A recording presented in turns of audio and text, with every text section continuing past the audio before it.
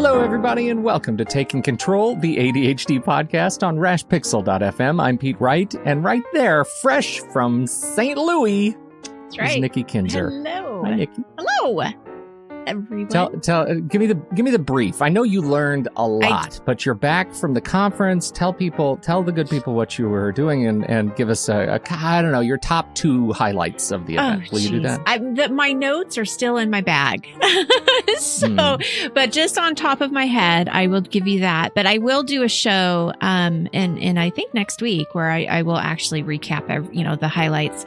One of the themes that I noticed for this conference that was different, or not different, but just more of a highlight, was acceptance, which I thought was really awesome since we are coming off of a show with James Ochoa about acceptance. And so there was a lot of, this isn't about fixing you. This is about accepting who you are, and this is just how you think, and there's not anything wrong with that just because it may be different from the person sitting next to you. And so there was a lot about that, which I thought was really great.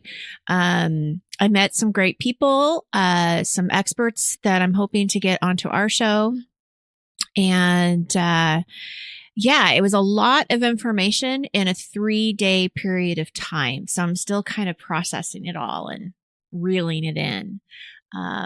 But it was great. It's all ADHD 24/7. One thing I would say too, if you, I watched the last keynote, which was Jessica McCabe from How to ADD from YouTube. Sure. Oh, we love her. She had such a great keynote and a great story. So if you haven't checked out her TED Talk, I highly suggest doing it because she got the room standing, clapping, crying, laughing.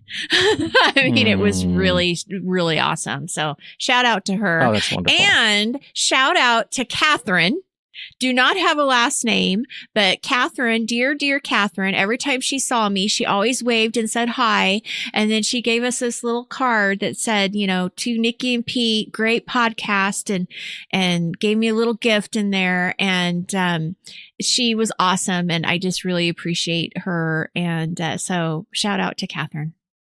That's fantastic. Yes. And I met one of my old clients, Catherine, that was there. And so it was really awesome. There you go. Oh, yeah. So next year we need to go. We both need to go, and we need to do like meetups and stuff. And we need to do a presentation. We need to propose. Oh, we should do that too. A presentation. We're not guaranteed in, but we should propose something awesome. We can propose something. Yeah. We could do that. We can. Totally. I've been thinking about it already.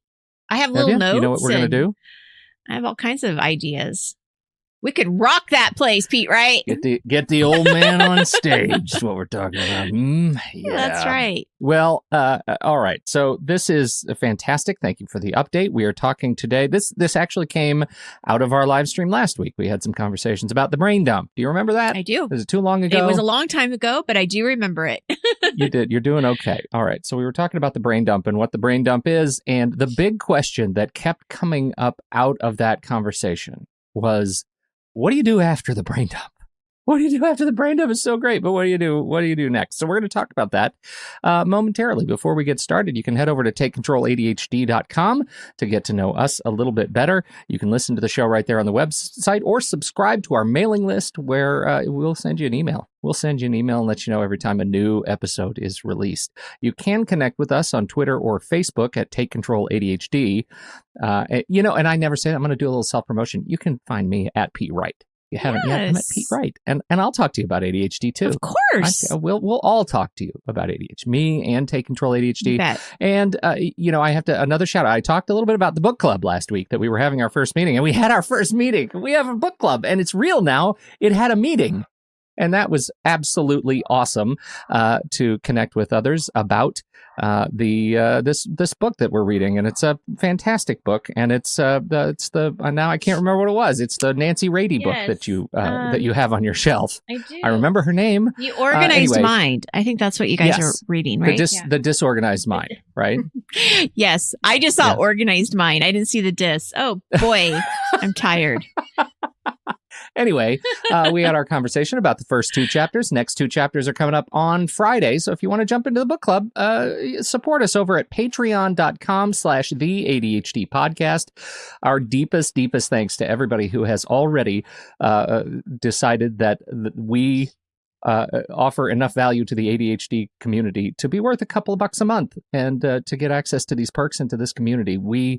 It's incredibly moving to log into Patreon on our end and see the names of people, the humans who are connecting with us. There just aren't words. It's awesome. So thank you. It's community. Thank it's you connection. so much. That's the other thing that I learned a lot about. And we're building that, which is really awesome. Well, the good feels are enormously motivating, right? Yes. I mean, you log in and you see that, and it makes me want to research. It makes me want to present. It makes me want to do more.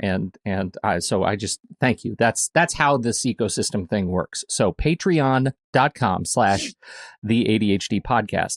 If it gives you any trouble, reach out. Happy to help directly. I will help you personally, help you get this figured out. So, okay, let's talk about the brain dump, Nikki Kinzer. Yes. Can we review first, what is the brain dump? I would say that when I talk about it, it's really just getting your thoughts out of your mind so that you don't have to worry about what you're not thinking about or that you're worried about forgetting. So It's just really about getting it out on paper without really a whole lot of organization. I think you kind of do that later. I think the biggest mistake is that people will do the brain dump and then they don't do anything after it. And that's where it gets really overwhelming. Well, that is the challenge, that is the right? Challenge. That's the problem. Yes. Because the brain dump, we tend to look at the brain dump as this one big discharge, right? This thing this event. We're going to do the event and we're going to start. And so we get everything out of our head and it goes on paper. And these are all the things that are stuck in our mind that are keeping us from moving forward. And, we know as human organisms that there is a limit to the number of things that we can keep in our working memory, right? I mean, generally accepted, it's about 7, right? Individual tasks before things start falling off. With ADHD, it's down to maybe a half. Yeah. A 7 even seems really high for a neurotypical. Right? It does. That does to me too. And so, it is challenging to keep all this stuff in our head. So we do this brain dump as this catharsis, this thing that's going to help us move forward, clear the decks, unclog the pipes, and be able to focus again. And so now we get it all out on paper, and now we can just start doing the work, right? Well, probably not. Right. And so that's why we're talking about this today. So I'm a big believer in the brain dump, but I think that there are two potential reactions to the brain dump or to the post-brain dump experience. And now I'm saying brain dump, so it's starting to sound really gross, but I'm going to lean in on it. And we're just go with it, yes. Keep doing the brain dump.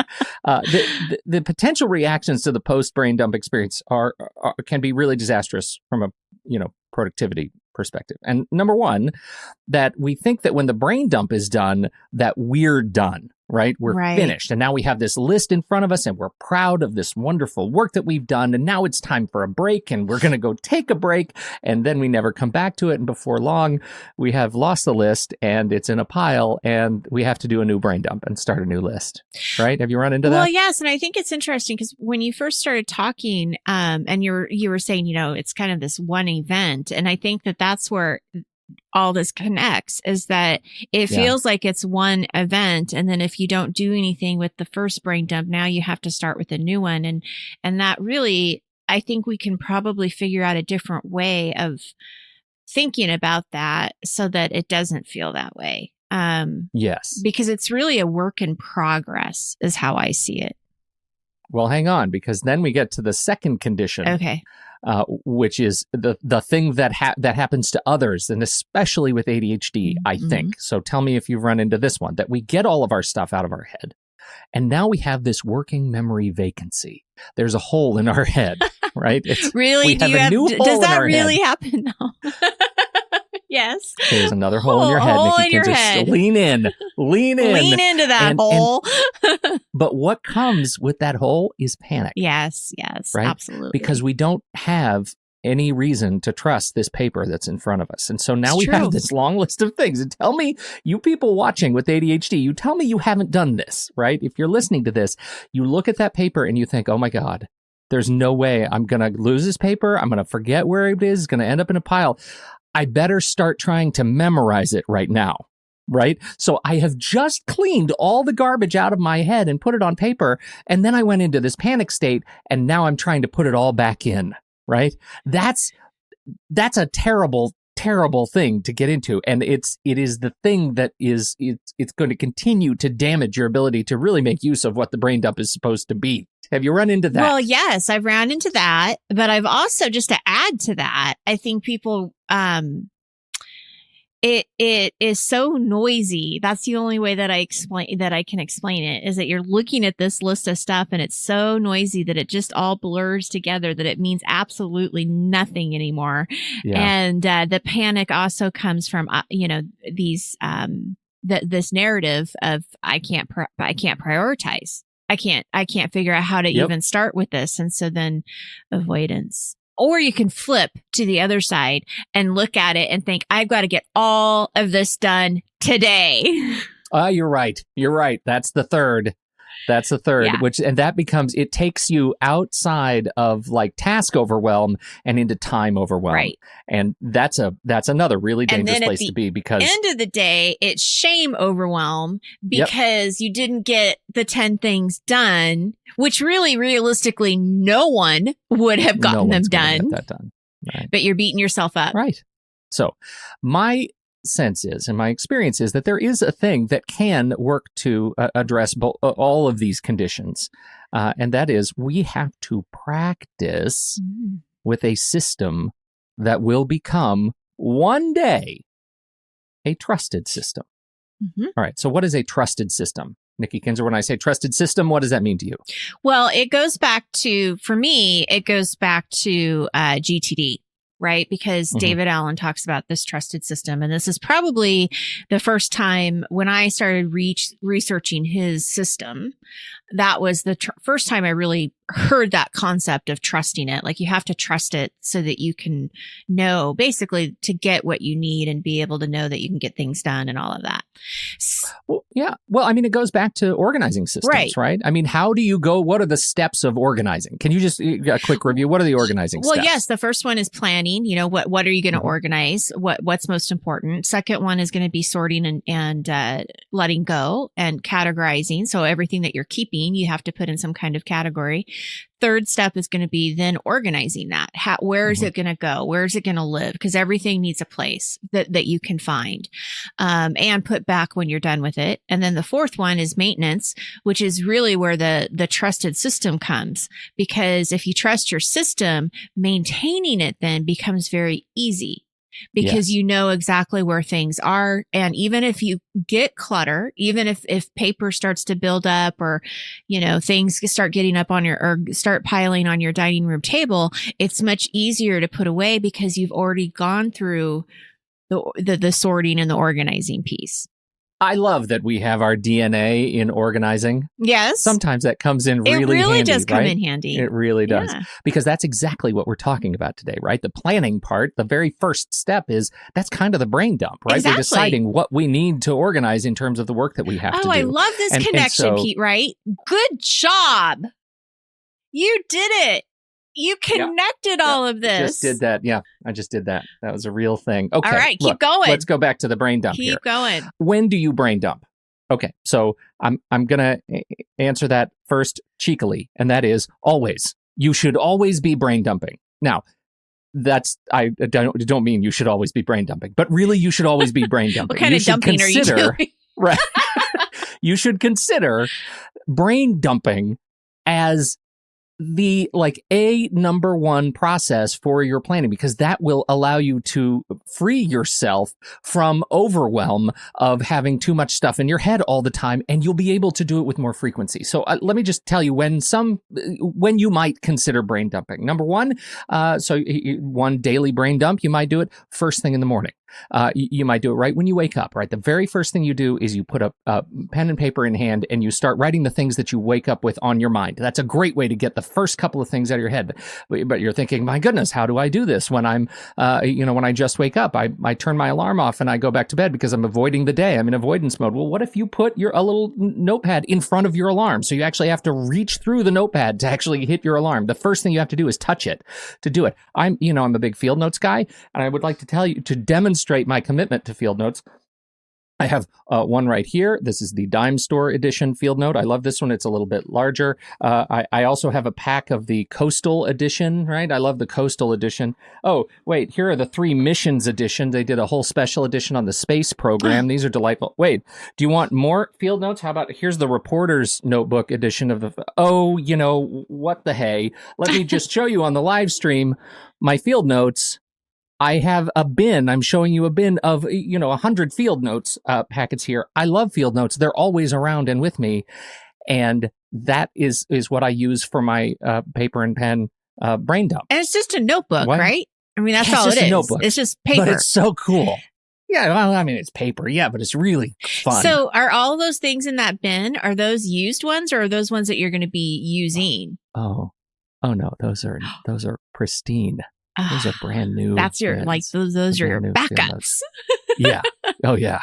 Your inventory. No. Okay. So, sometimes people question, my commitment to my ADHD tools and what I've had to do. I don't question field notes anymore at all.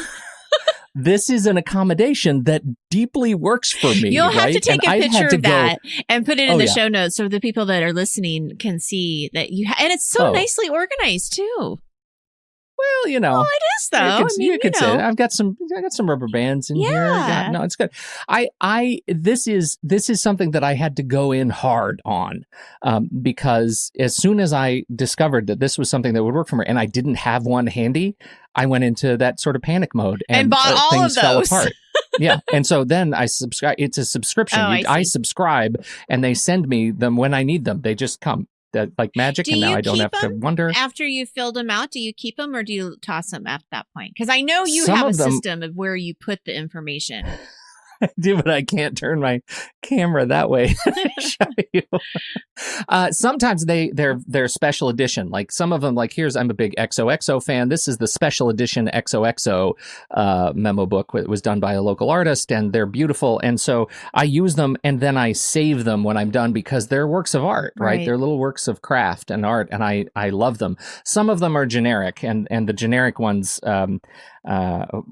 they're just brown. I mean, they're just literally brown notebooks. And so I toss when I'm done with them. Yeah. I used to go through the effort of actually taking a picture of every page, a scan of every page when I was finished with it, and digitizing the notebook and then recycling the notebook and keeping a scan of everything. I don't do that anymore because who cares, right? You're never going about back the to data it, in there. The data is transient, and that's kind of what I'm trying to get to about the brain dump.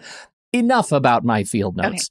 Okay. Let's talk more about just having the tool to get you doing a brain dump more frequency. So now you have this thing in your hand. For me, it's a field note, whatever it is. You have this thing in your hand. You have to touch it. You might do it in the morning. You might do it at noon, right? What happened in the morning that was distracting you? Write it down. What's a thing that's in your way from moving on to your afternoon? Write it down. Get it out of your head. How about the end of your workday? For me, I have an alarm set and an appointment with myself at 4 p.m. every day. And that is blocked on my calendar. People can't schedule appointments with me at 4. People can't, book me in my Calendly to record a podcast. You can't do that because 4 p.m. is my best time for doing my daily review. At that point, I go through the notebook and I actually do the next step with all of my stuff, which is the most important step. We're going to get to that in a minute. So 4 p.m., that's for me. Other people do it before bed, right? You do it at the very end of the day. Like you're about to pick up your casual reading for the day to silent your mind. You get in bed, you make a couple of notes about the things that you need to get out of your head before you go to sleep. You'll have better sleep if you do that. That is one thing. Oh, for sure. I agree. It's so nice to wake up in the morning and you do your tasks, and at night you do your brain dump, and it's like the circle of tasks, right? I mean, it's a very Disney kind of a circle thing. So I also do a brain dump weekly, right? I do another bigger brain dump when I look at all of my projects that are sitting in my work system. And I think, okay, what is in the way of me taking on some of these projects that have been sitting in here for a long time? And I do that every week at 4 o'clock on Sundays. That's another important time for me. So no, you don't have to do all of these brain dumps, but you do need to work into your system some frequency of brain dumpage. You've got to get it out and not make it a once in a while thing. You have to make it a part of the system. And that's what I'm calling for here. You're going to save yourself an enormous amount of frustration and friction by making the brain dump not a once in a while, I'm going to start a new habit thing, but an everyday thing. Mm-hmm. This is who I am. I'm somebody who purges things from my head every single day. I like it. Okay, great. So all of that is set up to be able to approach this question. So what? What do I do now? Right? What do you do after that? So I wonder if you could talk a little bit about that. What do you do? How do you handle your brain dumps and the transition into whatever your system is? That's a good question. So well, we know, I mean, for people that have listened, I use the task manager system things. You use Todoist, and it does not matter. I have to say this. It does not matter what your task manager system is, because that's not what's getting you to do the work, right? So you still have to do the work. You still have to do the task. So I don't want people to get so wrapped up into, oh, do I do things? Do I do Trello? Do I do Todoist? It's not so much about the tool, right? Just like your field notes. Would say Totally. And I would say the very first thing I'm going to talk about is paper. Right.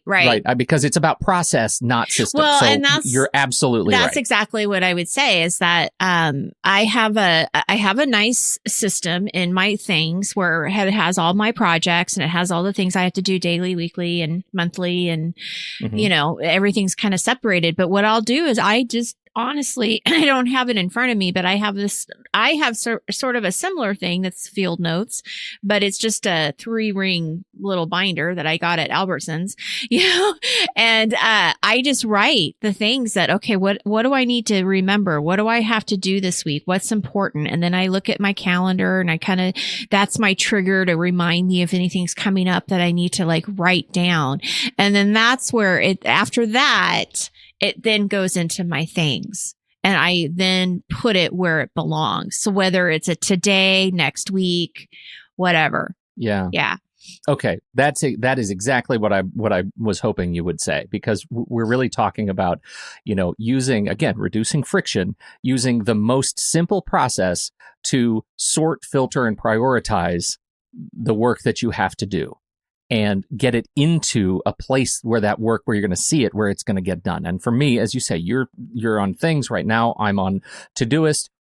Who knows where I'll be next week? Exactly. You were talking about I could be OmniFocus the other day. Right. So who knows? You may be changing your mind. I'm a flibbertigibbet. That's right. I might jump around. I jump around all the time on these things. What I can tell you, though, is the system doesn't change. And that's the most important part. The process that I go through to actually take the work of my brain dumpage and put that into an organized place where I will see the work that I need to do when I need to see it doesn't change. It just the aesthetics of the tool changes, the way it looks and feels to me. What I want to clarify is I think that when you don't have a task manager system, your brain dump then is going to be probably quite large because you're setting it up.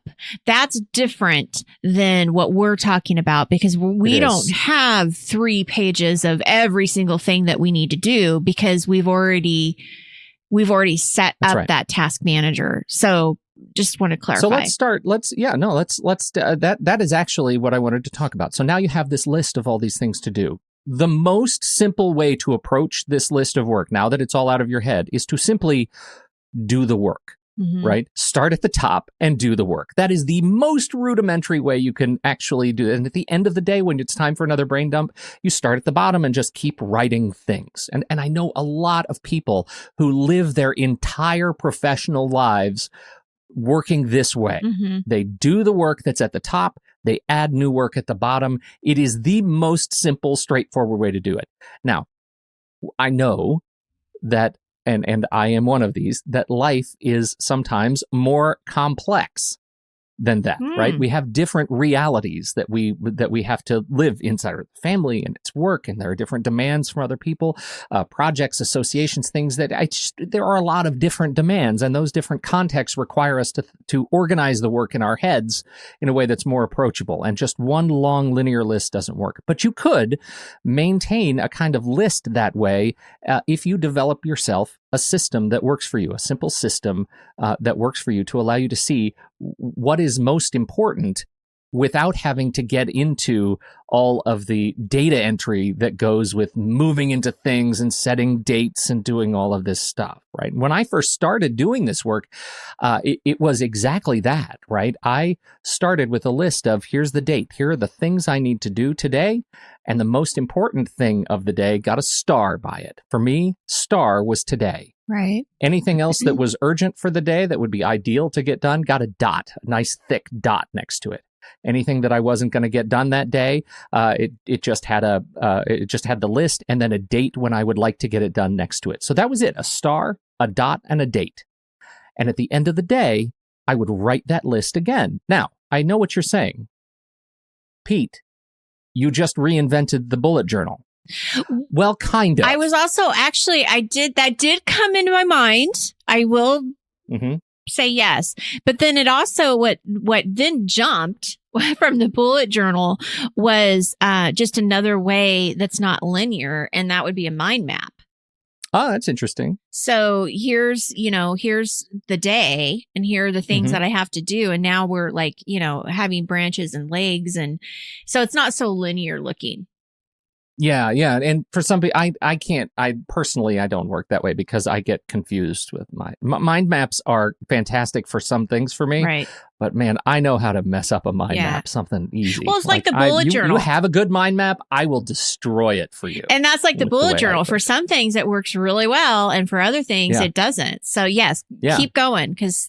Well, what I'm most interested in here, and I know that this is, for some people, this is a disaster, right? Just imagining rewriting things every day. But this is, as I said last week, this is a thing that writer Carol said that I really like, that the friction that you are introducing intentionally here of writing your tasks again the next day introduces friction that reminds you the relative importance of that thing that day. Right. So the act of writing it again, it's so much more difficult, right? Even just those few pen strokes, it's more difficult than just clicking, do this tomorrow in your task list, that it makes you stop and think and reflect. Is this still important to me? Is it important to others that are counting on me to do it?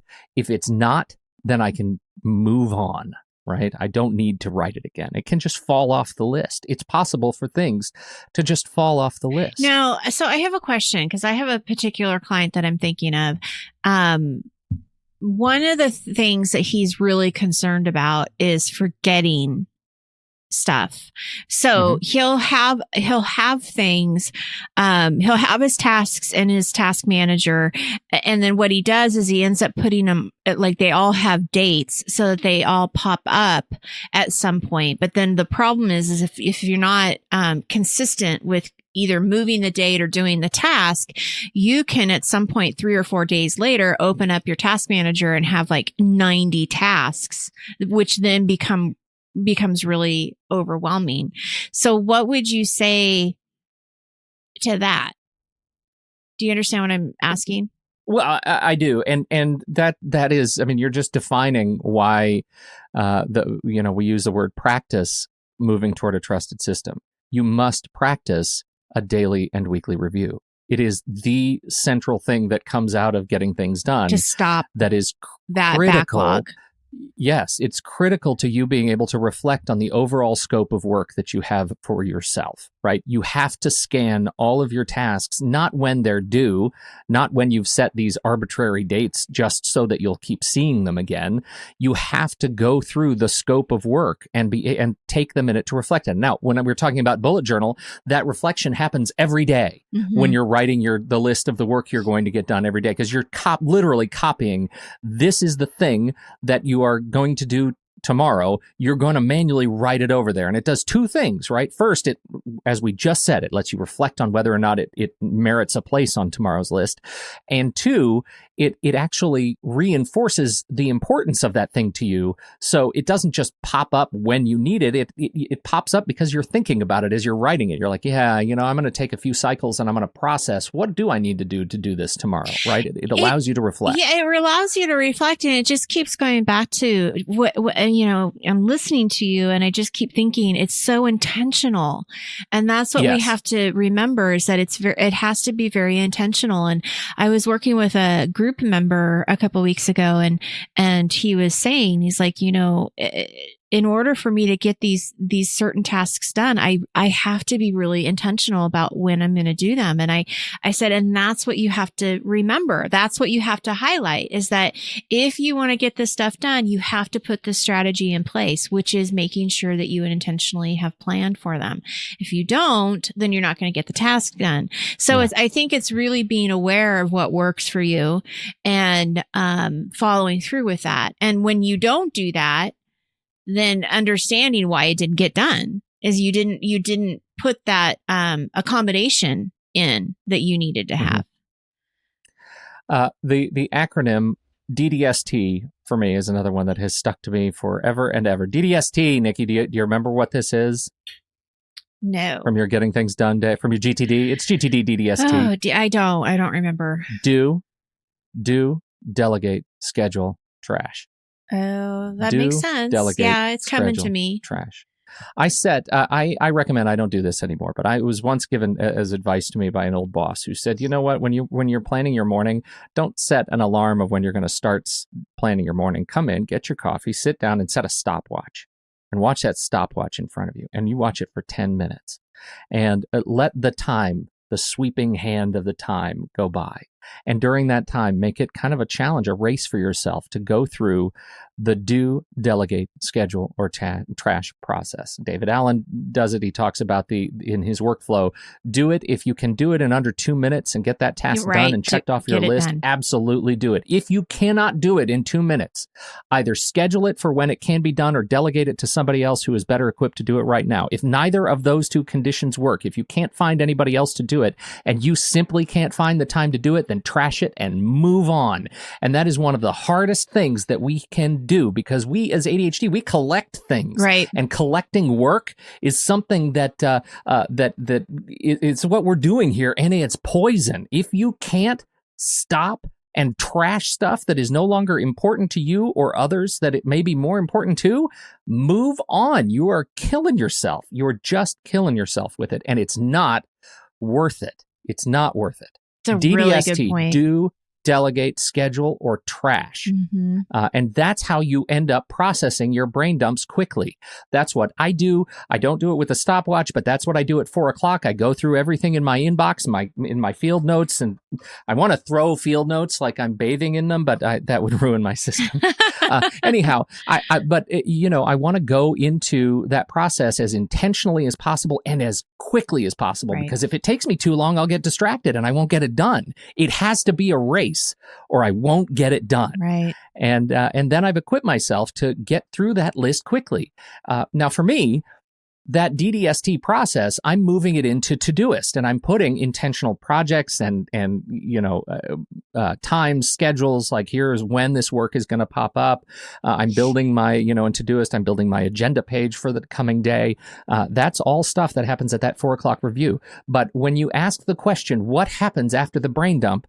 It's this. This is what happens. You brain dump as frequently as you can, and then you have to come up with and practice every day the act of doing the work that can happen in under 2 minutes. I really like that a lot. I do too. That 2-minute rule is huge.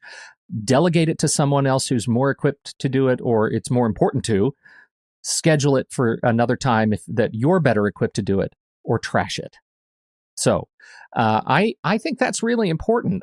We can go into there's more to like writing a great task that I think we could jump into, but I'd like to table this for now. Yeah, for another conversation. Unless you feel like there's anything that I've missed. No, I think I think that we've covered a lot today, and we're not ones to have 2-hour podcasts. So No, right. I want to. we can break this up and later. talk about the other part later.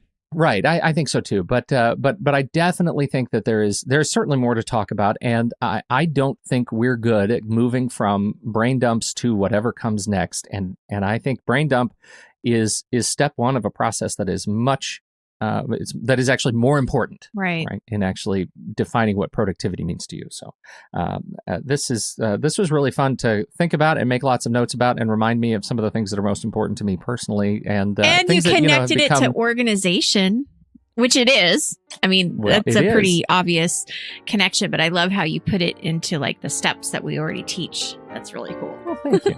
That's good job. It's fun to do. Thank you very much. And so that, as they say, is that. Thank you, everybody, for downloading and listening to this show. We deeply appreciate your time and your attention. And we also appreciate it if you head over to patreon.com/the ADHD podcast. Check us out over there. If you see it worthy, we appreciate your support with actual, dollars. That's great. Thank you. Thanks for helping us grow. On behalf of Nikki Kinzer, I'm Pete Wright. We'll catch you next time right here on Taking Control, the ADHD podcast.